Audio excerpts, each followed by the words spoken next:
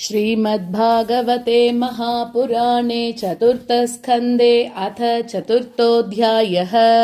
मैत्रेय उवाच एतावदुक्त्वा विरराम शङ्करः पत्न्यङ्गनाशं हि उभयत्र चिन्तयन् सुहृद्दिदृक्षुः परिशङ्किताभवात् निष्क्रामति निर्विशति द्विदाससा। सुहृद्दिदृक्षा प्रतिघात दुर्मनाः स्नेहात्रुदति अश्रुकलाति विह्वला भवं भवान्य प्रतिपूरुषं वृषा प्रदक्ष्यति वै क्षतजात वेपतुः।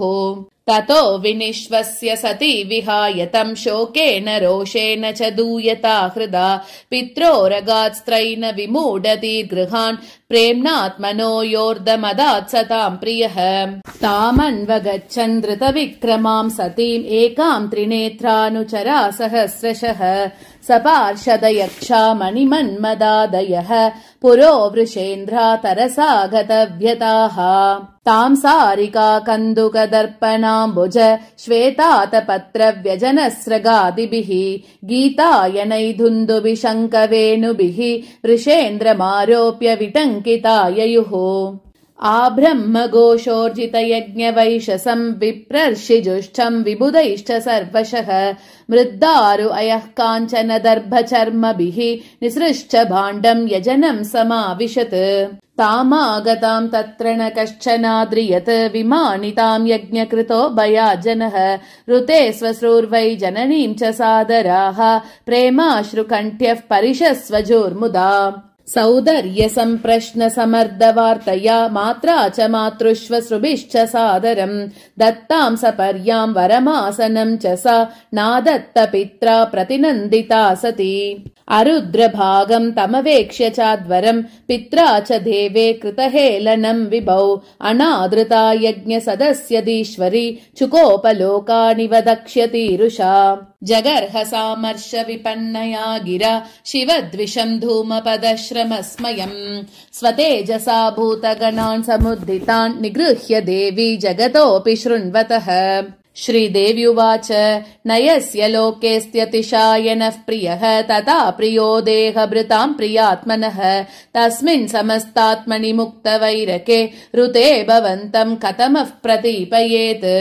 दोषान् परेषां हि गुणेषु साधवो गृह्णन्ति केचित् न भवादृशा द्विज गुणांश्च पल्गुन् बहुलीकरिष्णवो महत्तमास्तेषु अविदद्भवानगम्। नाश्चर्यमेकत् यदसत्सु सर्वदा महद्विनिन्दा गुणपात्मवादिषु शेष्यं महापूरुषपादपांसुभिः निरस्ततेजस्सु तदेव शोभनम्। यद्यक्षरं नाम गिरेरितं नृणां सकृत्प्रसङ्गात् अगमाशु हन्ति तत् पवित्रकीर्तिं तम् अलङ्क्य शासनं भवानहो द्वेष्टि शिवं शिवेतरः। यत्पादपद्मं महतां मनोलिभिः निषेवितं ब्रह्मरसासवार्तिभिः लोकस्य यद्वर्षति चाशिशोर्दिनः तस्मै भवान् दृह्यति विश्वबन्धवे। किं वा शिवाख्यम् अशिवं न विदुस्त्वदन्ये ब्रह्मादयस्तम् अवकीर्य जटाश्मशाने तन्माल्यभस्मनृकपालि अवसत्पिशाचैः ये मूर्धभिर्ददति तच्चरणावसृष्टम्। कर्णौ भिधाय निर्याद् यदकल्पयीशे धर्मा वितर्य शृणुभिर्नृभिरस्यमाने चिन्त्यात्र सह्य रुशतीमसतीं प्रभुश्चेत् जिह्वामसूनपि ततो विसृजेत् स धर्मः। अतत्तवोत्पन्नमिदं कलेवरं न धारयिष्ये शितिकण्ठगर्हिणः जग्दस्य मोहद्दि विशुद्धिमन्दसो जुगुप्सितस्योदरणं प्रचक्षते। न वेदवादाननुवर्तते मतिः स्वयेव लोके रमतो महामुनेः यथा गतिर्देव मनुष्ययोः पृथक् स्वयेव धर्मेण परं क्षिपेत् स्थितः। कर्म प्रवृत्तं च निवृत्तमभ्यरुतं वेदे विविच्योभयलिङ्गमाश्रितं विरोधि तत्यौगपदैककर्तरि द्वयं तथा ब्रह्मणि कर्म नर्चति। मावः पतव्यः पितरस्मदास्थिता या यज्ञशालासु न धूमवर्त्मभिः तदन्न तृप्तैरसुभृद्भिरीडिता अव्यक्तलिङ्गा अवधूतसेविताः।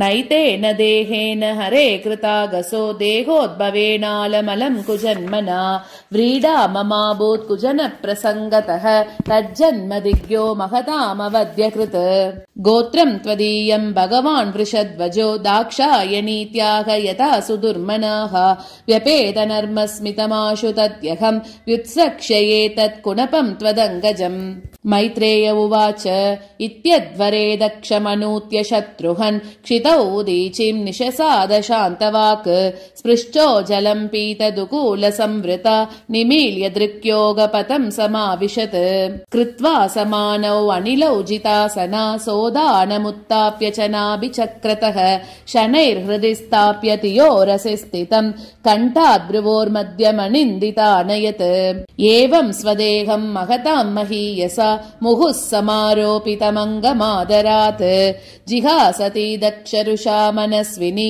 ददार गात्रेषु अनिलाग्निधारणाम् ततः स्वभर्तुश्चरणाम्बुजासवं जगद्गुरो चिन्तयति न चापरं ददर्श देहो हतकल्मषा सति सद्यः प्रज्ज्वाल समाधिजाग्निना तत्पश्यतां के भुवि चाद्भुतं महत् हाहेति वातः सुमहान जायत हन्तप्रिया दैवतमस्य देवी जहावसून्केन सती प्रकोपिता अहो अनात्म्यं महदस्य पश्यत प्रजापतेर्यस्य चराचरं प्रजाः जहावसून्यद्विमतात्मजा सति मनस्विनी मानमभीक्ष्णमर्हति सोऽयं दुर्मर्ष हृदयो ब्रह्मदृक् च लोकेऽपकीर्तिं महतीमवाप्स्यति यदङ्गजां स्वां पुरुषद्विडुद्यतां प्रप्रत्यशेथन् मृतये अपराधतः वदत्येवं जने सत्या दृष्ट्वा सुत्यागमद्भुतं दक्षं तत्पार्षदा हन्तुम् उददिश्चन् उदायुधाः तेषामापततां वेगं निशाम्य भगवान् भृगुः यज्ञग्नग्नेन यजुषा दक्षिणाग्नौ जुहावः अध्वर्युनाहूयमाने देवा उत्पेतुरोजसा रिभवो नाम तपसा सोमं प्राप्ता सहस्रशः तैरलातायुधैः सर्वे प्रमदा सह गुह्यकाः हन्यमानादिशो बेजुः उषद्भिर्ब्रह्म तेजसा इति श्रीमद्भागवते महापुराणे पारमहंस्यां संहितायां चतुर्थस्कन्धे सती देहोत्सर्गो नाम चतुर्थोऽध्यायः।